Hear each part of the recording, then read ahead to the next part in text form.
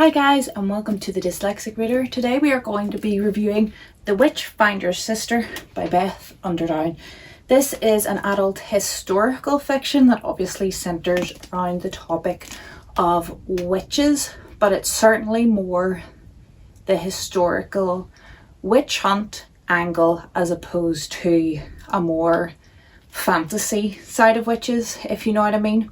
So our main character's husband dies, and she is forced to move back to a small town in Essex with her brother.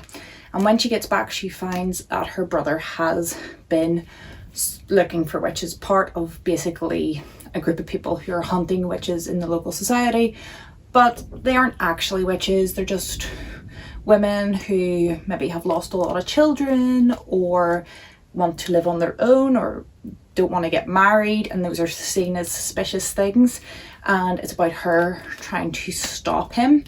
I would say the strengths of this book are both pacing and suspense. They really keep you on the edge of your seat and want to keep reading to find out what's happening, but they also seem to drip the information really evenly to you, so you feel like every chapter you read you've progressed in the story. And I think to get both of those balanced was really well done.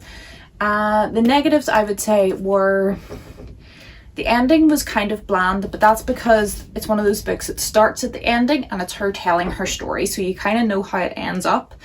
But the ending was not the focus of the story. It was definitely more of a journey book rather than a destination book.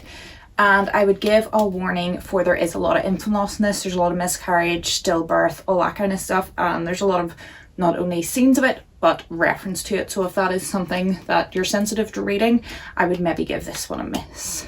I'm going to tell you how I rated it on Callpile, which is a book rating system that I have been using for well over a year now.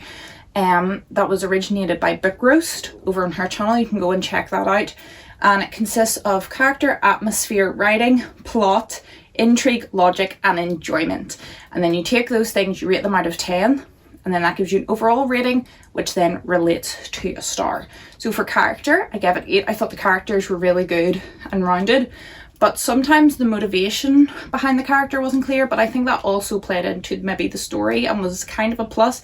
That's the reason why I marked it down a wee bit. The atmosphere was 10. I really felt like I was in the setting of this book. Writing was 8. Good solid writing. As I said, the pacing and suspense was really well done. Plot was 9. I really enjoyed the story. Intrigue was 10. Found it really hard to put down.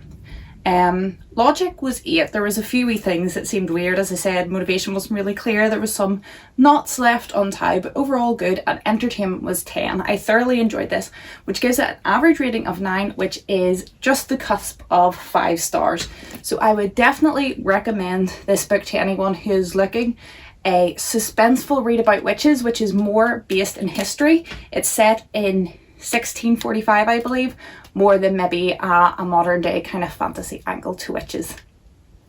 That's us for today. Thank you for watching. I hope you're happy, I hope you're healthy, I hope you're staying safe, and hopefully I'll see you in my next video. Goodbye.